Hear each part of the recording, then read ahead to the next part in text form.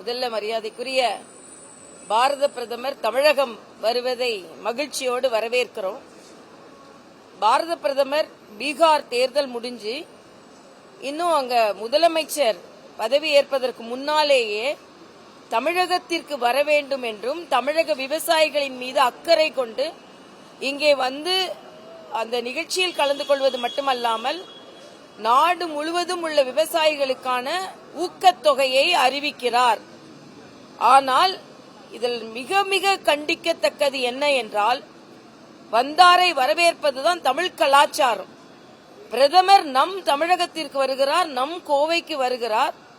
ஆனால் முதலமைச்சர் கடிதம் எழுதி கொண்டிருக்கிறார். நம்ம ஊருக்கு வரும்பொழுது கடிதம் எழுதுவது சரியான்னு நான் தமிழக மக்களிடமே ஒரு கேள்வியை கேட்கிறேன். பிரதமர் வராரு, வரும்பொழுது உங்களுக்கு என்னென்ன கோரிக்கை இருக்குதோ நேரா சொல்ல வேண்டியது தானே. அப்போ வரவேற்பது உங்க ஈகோ பிரச்சனை இல்ல.